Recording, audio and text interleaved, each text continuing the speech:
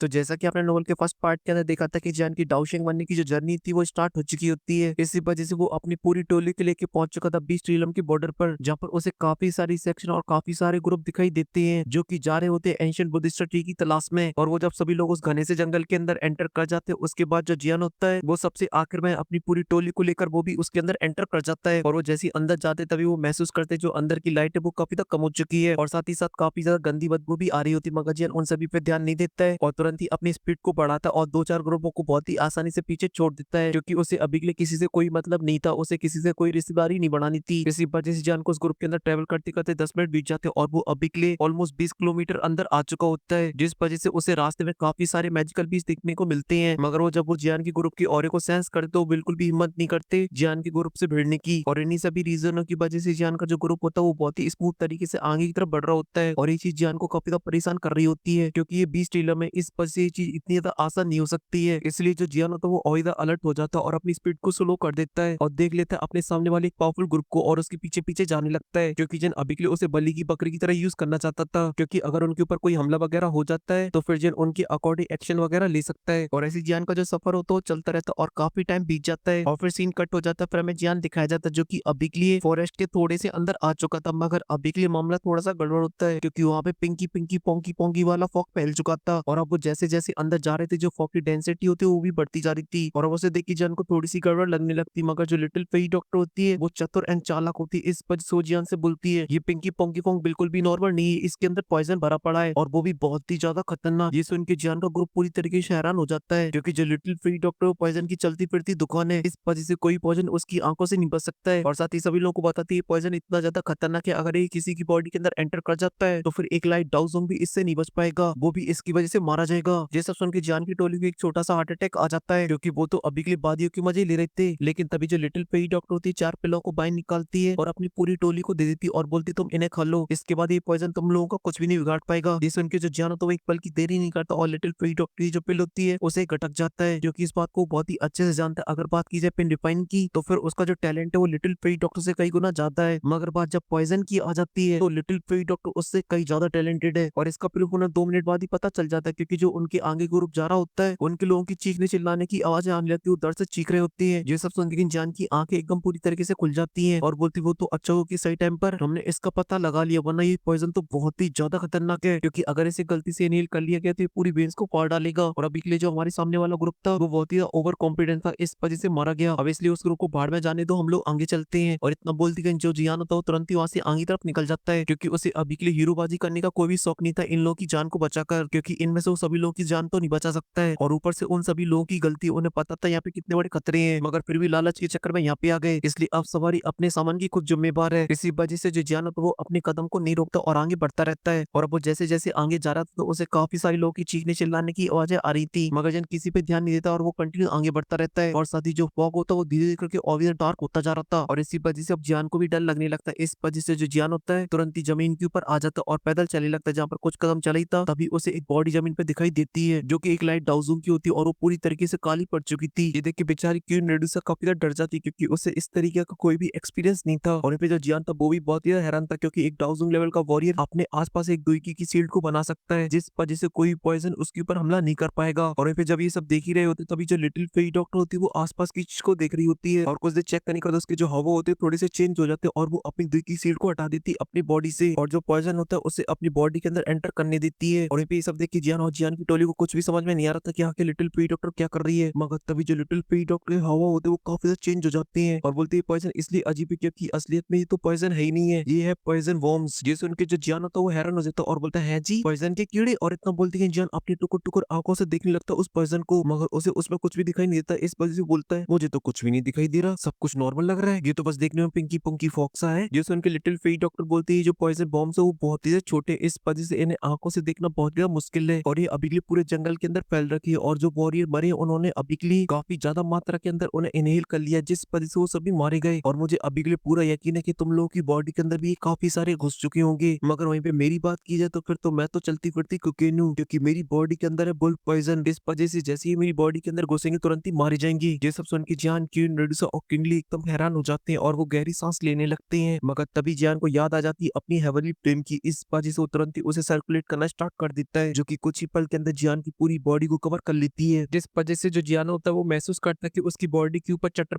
पटर होने लगी है, जैसे कोई अभी के लिए स्पार्कल फुलझड़ी जला रहा हो। और इसी वजह से वो उसकी बॉडी के ऊपर से काफी सारे कीड़े मरते हुए दिखाई देते हैं जो कि गिर रहे होते हैं। और जब वो उसकी बॉडी से पूरी तरीके से साफ हो जाते हैं तभी जो जियान होता है वो अपने दोनों हाथों के अंदर अपनी हेवनली फ्लेम को लाता है और फिर तुरंत ही उसे आसमान की तरफ शूट कर देता है, जिस वजह से एक बैरियर बन जाता है जो कि क्वीन मेडुसा, क्वीनली और एल्डर की बॉडी को कवर कर लेता है चारों तरफ से। और ऐसा होती उनकी बॉडी के ऊपर भी चटर पटर चालू हो जाती है और जो कीड़े होते हैं वो मरने लगते हैं। और फिर जो क्वीन मेडुसा होती है वो हेवनली फ्लेम की वजह से थोड़ी सी अनकंफर्टेबल होती है, क्योंकि उसका और हेवनली फ्लेम का जो रिश्ता वो थोड़ा सा अजीब सा है। और ये भी जान देखता कि अब उसके दोस्त भी सेफ है, इस वजह से वो सभी लोगों से बोलता कि आप लोग मेरे करीब ही रहना, इस हेवनली फ्लेम के रडार से बाहर मत जाना। और इतना बोलते हैं जो जियान होता है वो आगे तरफ बढ़ने लगता है, जहाँ पे अब जो फॉग होता है वो जियान की हेवनली फ्लेम की वजह से दूर जा रहा होता है, वो उनके आसपास मंडराने की हिम्मत नहीं करता है। और इसी वजह से अब जियान का जो सफर होता है फिर से नॉर्मल हो जाता है और वो आगे तरफ बढ़ता रहता है और फॉग को देखकर बोलता है सच में ये जो फॉग बहुत ही खतरनाक है, इससे 80% लोग मारे जाएंगे, इससे आगे से 20% ही बढ़ पाएंगे, जैसा कि स्पेस ड्रम के बारे में बोला जाता है। जो तो मुझे उससे भी ज्यादा खतरनाक लग रहा है। वो तो सही टाइम पे लिटिल फीट डॉक्टर ने इसके बारे में पता कर लिया, वरना तो हम लोग की हालत कुछ ज्यादा अच्छी नहीं रहती, हम भी इसकी मदद से बहुत ही बुरी तरीके से इंजर्ड हो जाते। मगर अब ये पॉइजन बम जितने भी खतरनाक क्यों ना हो जाए, मगर ये अब मेरे रास्ते को नहीं रोक सकते हैं। मैं किसी भी कीमत पे एंशिएंट ट्री के पास पहुंच कर ही रहूंगा, क्योंकि मुझे किसी भी कीमत पे डाउशिंग के अंदर ब्रेक थ्रू करना है और उसके लिए मुझे अपनी स्पीड को बढ़ाना हो, क्योंकि जो मेरे लेवल के बंदे वो ऑलरेडी काफी ज्यादा आगे निकल चुके होंगे। इस वजह से वो लोग एंशिएंट ट्री को ढूंढे उससे पहले मुझे उसे ढूंढना होगा। और इतना बोल दी जान की जो टोली होती है तुमसे छठवा गेट डाल देती है और आगे तरफ बढ़ने लगती है, जहाँ पर उन्हें बीच में काफी सारे लोगों की चीखने चिल्लाने की आवाजें आती हैं, क्योंकि जो पॉइजन वॉर्म थे उनकी बॉडी के अंदर घुस चुके थे और उनको खाने में लगे थे और उनके पूरे खून में फैल चुका था पॉइजन, जिस वजह से उनकी बहुत ही बुरी तरीके से मौत हो रही होती है। मगर जियान की टोली के ऊपर होती है हेवनली फ्लेम की प्रोटेक्शन, इस वजह से वो चीरते हुए आगे बढ़ रहा होता है। और ये सब देखते जो लिटिल फेट डॉक्टर होती है वो जियान से बोलती कि अभी के लिए जो पॉइजन वॉर्म है वो लगता है कुछ ज्यादा हेवनली फ्लेम से डरते हुए तो आसपास भी आने की हिम्मत नहीं कर रहे हैं, जिसमें उनकी जियान बोलता है कि हाँ ऐसा इसलिए क्योंकि जो पॉइजन वॉर्म होते हैं वो कोल्ड एनर्जी को कंज्यूम करते हैं और वहीं पे जो हेवनली फ्लेम है वो हीट से बनी हुई है, इस वजह से उनकी अभी के लिए फटके 64 हो रही है। मगर अभी के लिए मेरे दिमाग में तो ये चल रहा है कि हम लोग अभी के लिए 20 टीलम की बस स्टार्टिंग में ही है, जैसे जैसे डीप के अंदर घुसते जाएंगे जो खतरे वो कितने ज्यादा खतरनाक हो जाएंगे। हमारा तो अभी से तेल निकल गया। ये सुन के क्वीन मेडुसा को छोड़कर जो सभी लोग होते हैं वो हंसने लगते हैं, क्योंकि उसका ध्यान अभी के लिए जियान के फालतू जोकों पे नहीं होता बल्कि आसपास की जगह पे होता है, जहाँ पे वो महसूस करती जो पिंकी पुंकी फॉग है वो अभी के लिए काफी ज्यादा कम हो चुका है। इसी वजह से उनका जो विजन है वो काफी लंबा हो चुका है और ये बात वो जियान को बताती, इस वजह से जियान भी हमें नोट करता और बोलते कि हमें अपनी स्पीड को अभी तक बढ़ाना होगा, क्योंकि जो सेंट्रल पेन की जो बड़ी सेक्शन है वो ऑलरेडी मिड में पहुंच चुकी होंगी इस बीच ट्रिलम के अंदर, इस वजह से वो लोग हत्या है उससे पहले हमें हत्याना होगा उससे। ये सुन के सभी लोग हमें नोट करते हैं और अपनी स्पीड को अभी तक फास्ट कर देते हैं और देखते देखते जो फॉग होता है वो कम होता रहता है, क्योंकि क्वीन मेडुसा की आंखें नहीं अदाएं हैं जिन्हें बस देख देख कर ही तो बीटीटीएस देख रहा हूँ। सॉरी नोल पे आता हूँ, जहाँ पे जो जियान होता है वो 5 मिनट तक और सफर करता रहता है और उस फॉग से बाहर निकल आता है। अब जो जगह होती है एकदम साफ हो चुकी होती है और वो एक पहाड़ के ऊपर जाके खड़ा हो जाता है, जहाँ से देखता है आगे तरफ जहाँ पे उसे काफी सारे पहाड़ दिखाई देती है और उनका एंड जियान को दूर दूर तक दिखाई नहीं दे रहा होता है। इस वजह से जियान थोड़ा सा टेंशन में आ जाता है, क्योंकि उसे वहाँ पे और भी काफी सारे पावरफुल और सेंस हो रहे थे और वो किसी वॉरियर के नहीं बल्कि मैजिकल बीस्टों के होते हैं, जिनमें से तो कुछ इतने ज्यादा खतरनाक थे जिनसे जियान को भी थोड़ी सी टेंशन हो रही थी। लेकिन तभी जियान के साथ जो आए फॉलन स्टार प्रिंट के एल्डर थे वो बोलते हैं यहाँ के जो मैजिकल बीस्ट वो बहुत ही ज्यादा एंशिएंट है और इनमें से जो मोस्टली वो बहुत ही ज्यादा पावरफुल है, इसी वजह से इनसे भिड़ना बिल्कुल भी सही नहीं रहेगा, क्योंकि ये सभी के सभी बैल बुद्धि है, क्योंकि इनके पास सोचने समझने की ज्यादा ताकत नहीं है, ये नहीं देखते आवना तो सीधा हमला कर डालते हैं। ये सब सुन के जियान हमें नोट कर देता और फिर अपनी स्पेस स्ट्रिंग को टच करता है तो तुरंत ही उसके हाथ में एक सीड आ जाता है और ये सीड वही होता है जो कि उसे बुद्धिस्टा सलावा के अंदर मिला था और इसका नाम होता है बुद्धिस्टा सीज। और जियान ने इसे अभी के लिए इसलिए निकाला था कि वो इसकी मदद से एंशिएंट बुद्धिस्टा ट्री के बारे में पता कर ले, कि उसे कोई हिंट वगैरह मिल जाए एंशिएंट बुद्धिस्टा ट्री की डायरेक्शन की, क्योंकि ये जो बीस्ट ट्री है वो बहुत ही ज्यादा बड़ा है, इस वजह से यहाँ वो उठा के फिरना बिल्कुल भी सही नहीं है, क्योंकि यहाँ पे काफी सारे खतरनाक खतरनाक मैजिकल बीस्ट है। इस वजह से जियान की भली टोली कितनी भी ज्यादा खतरनाक हो, अगर कहीं गलती से उनके सामने कोई पावरफुल मैजिकल बीस्ट आ गया तो फिर लेने के देने पड़ जाएंगे। तभी जो जियान होता है जिस हाथ में उसने सीट को पकड़ रखा होता है उसे बंद कर लेता है और फिर अपनी आंखें बंद करके उस सीट के अंदर जो फ्लक्चुएशन हो रही होती है उन्हें सेंस करने लगता है और ऐसे कुछ देर तक चलता रहता है, जिसके बाद जो जियान होता है वो अपनी आंखें खोल लेता है और फिर देखता है नॉर्दर्न वेस्ट डायरेक्शन तरफ और बोलता है अभी के लिए जो बुद्धिस्टा ट्री वो काफी ज्यादा दूर है, इस वजह से मैं उसकी एनर्जी को सही से सेंस नहीं कर पा रहा हूँ, मगर फिर भी मुझे अभी के लिए जितनी इन्फॉर्मेशन मिली है उसके अकॉर्डिंग हम लोग को इस डायरेक्शन की तरफ जाना है। और इतना बोलने के बाद जो जियान होता है उस सीट को अपनी स्पेस स्टेशन के अंदर वापस रख लेता है और फिर तुरंत ही आसमान में आ जाता है और फिर निकल जाता है तुरंत ही आगे तरफ। ये देखिए जियान की पूरी टोली भी उसके पीछे पीछे जाने लगती है और उनकी स्पीड काफी ज्यादा फास्ट होती है, इस वजह से वो कुछ ही पल के अंदर हजारों किलोमीटर का सफर को तय कर जाते हैं, जहाँ पर उन्हें रास्ते में काफी सारे मैजिकल बीस्ट मिलते हैं और वो पागल बुद्धि होते, इस वजह से वो टूट पड़ते बिना कुछ सोचे समझे। तो जियान भी बिल्कुल भी दूध का धुला नहीं होता, वो भी हमला कर देता है और लगे